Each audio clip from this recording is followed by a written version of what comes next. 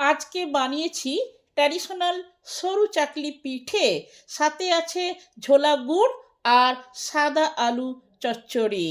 নমস্কার আমার প্রিয় বন্ধুরা, আশা করি আপনারা সকলে ভালো আছেন আর সুস্থ আছেন। বাসন্তীর রান্নাঘরে আপনাদের সবাইকে সুস্বাগত। এই ভিডিওটি সম্পূর্ণ দেখলে আপনারাও অতি সহজে এই ট্র্যাডিশনাল সরু চাকলি পিঠে আর সাদা আলুর তরকারি বানাতে পারবেন।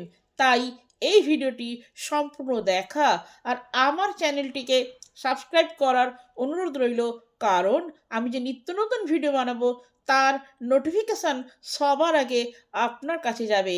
একটি লাইক করবেন এবং কমেন্ট করবেন। আপনাদের মূল্যবান কমেন্ট আমাদেরকে নিত্য নতুন ভিডিও বানানোর উৎসাহ দেয়।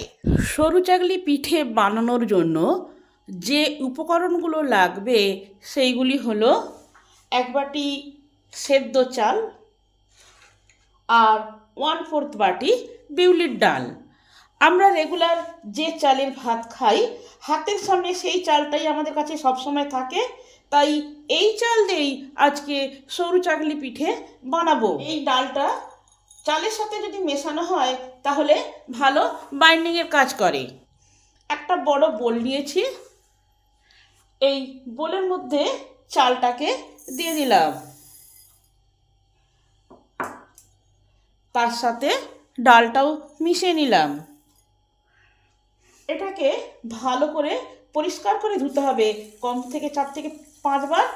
জলটা যতক্ষণ না ফিল্টার হচ্ছে ততক্ষণ ধুয়েই যেতে হবে, কারণ চালে আর ডালে অনেক রকমের ময়লা থাকে, সেইগুলো যাতে চলে যায়।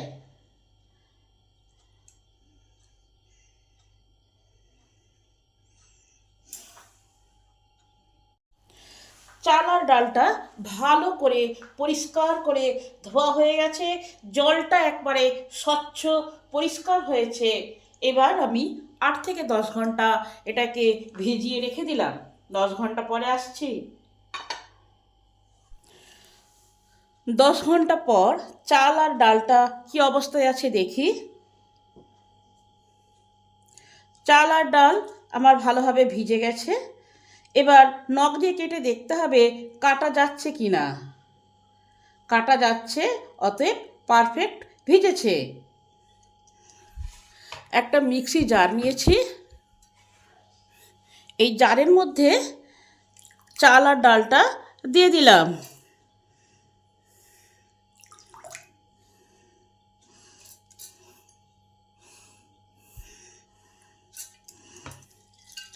এতে স্বাদ অনুযায়ী নুন দিলাম, কিছুটা জল দিলাম। জল না দিলে ভালোভাবে বাটা যাবে না। 1/2 কাপের মতন জল দিলাম। একে ভালো করে মিহি করে পেস্ট করে আনি। যত ভালো মিহি পেস্ট হবে সরু চাকলি তত ভালো হবে। চাল আর ডাল ভালো করে আমার বাটা হয়ে গেছে। বাটাটা ঠিক এইরকম হয়েছে। একটা বড় বোল নিয়েছি, এই বোলের মধ্যে চাল ডাল বাটাটাকে দিয়ে দিলাম। মিক্সিটা ধুয়ে 1/2 কাপের মতন জল যোগ করলাম। ব্যাটারটা হবে ফ্লোয়িং ব্যাটার। এখন 30 মিনিট রেস্ট দিলাম। যদি দরকার পড়ে আবার এতে জল যোগ করতে হবে। এখন 30 মিনিট রেস্ট থাক। সরু চাকলি পিঠেগুলো খাওয়ার জন্য একটা সাদা আলুর তরকারি বানাবো।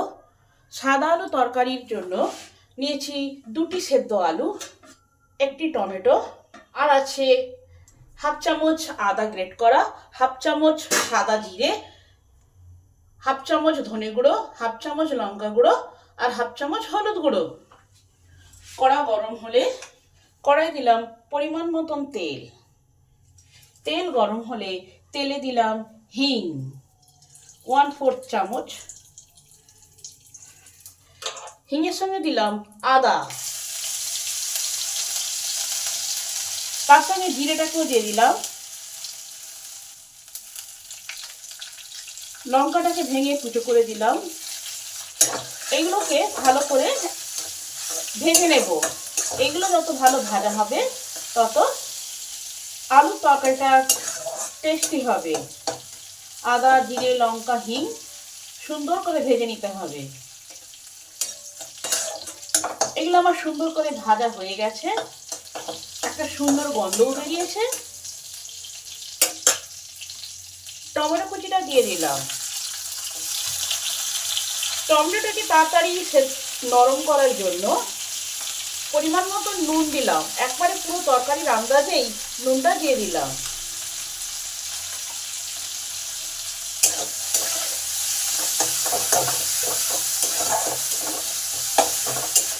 আর টমেটোতেই সমস্ত মশলা দিয়ে দিলাম, জিরে গুঁড়ো, হলুদ গুঁড়ো, লঙ্কা গুঁড়ো।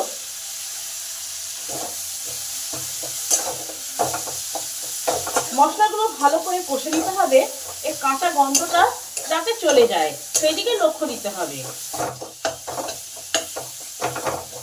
মশলাগুলো আবার ভালোভাবে কষা হয়ে গেছে, টমেটোটা নরম হয়ে গেছে। এই সময় এই আলুটাকে দিয়ে দিলাম।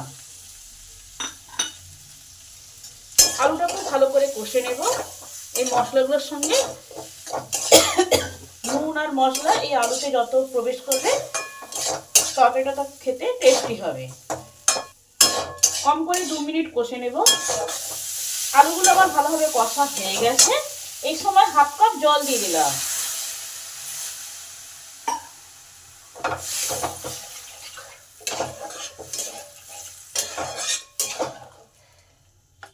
এবার হাই হিটে 5 মিনিট ফুটিয়ে নেব।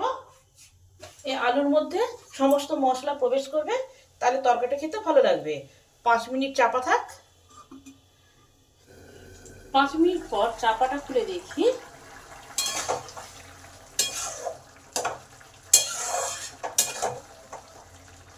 তরকারিটা আমার হয়ে গেছে। নামানোর আগে কিছুটা ধনেপাতা আর একটু ভাজা মশলা ছড়িয়ে দিলাম। গ্যাসটা অফ করে দিলাম। 5 মিনিট চাপা দিয়ে রেখে দিলাম। ধনেপাতা আর ভাজা মশলার ফ্লেভারটা তরকারিতে মিশবে, তাহলে খেতে টেস্টি হবে। 5 মিনিট পর ঢাকাটা খুলে দেখি তরকারিটা আমার হয়ে গেছে।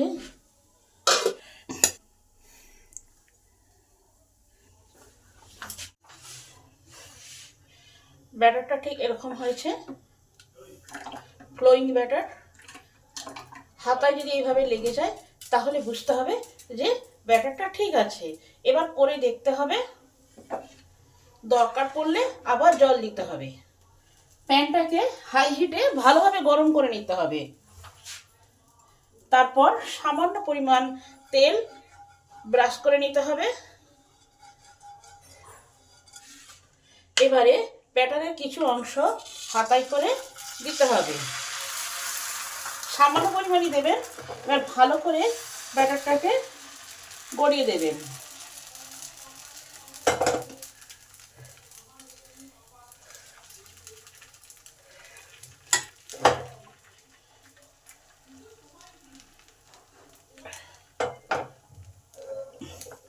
প্রথমে একটু উঠতে হয়তো অসুবিধা হবে, করতে করতে ঠিক হয়ে যাবে।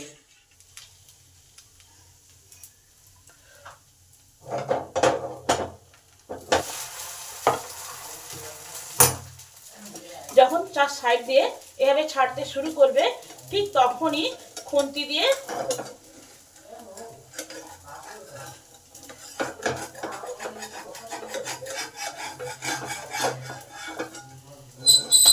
প্রথমটা হয়তো এরকম হবে, করতে করতে সব ঠিক হয়ে যাবে।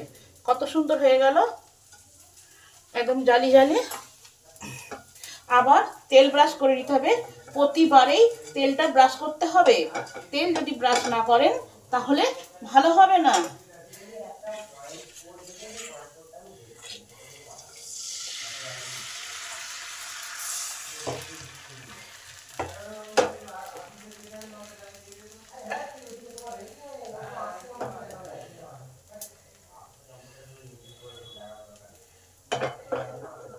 প্রথমে থাকবে হাই হিটে, তারপরে গ্যাসটা মিডিয়াম হিটে রেখে দিতে হবে।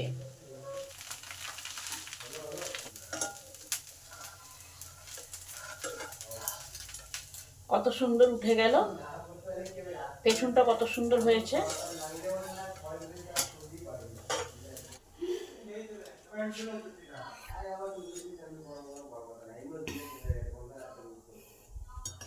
এবার এগুলোকে এইভাবে পাট করে রেখে দিতে হবে।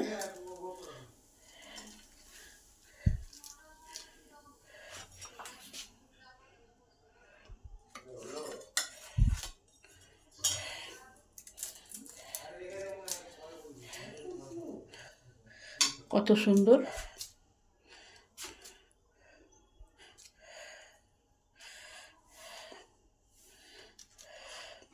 ভিডিওটা সম্পূর্ণরূপে দেখার জন্য অসংখ্য ধন্যবাদ। দেখা হচ্ছে অন্য কোনো নতুন ভিডিওতে।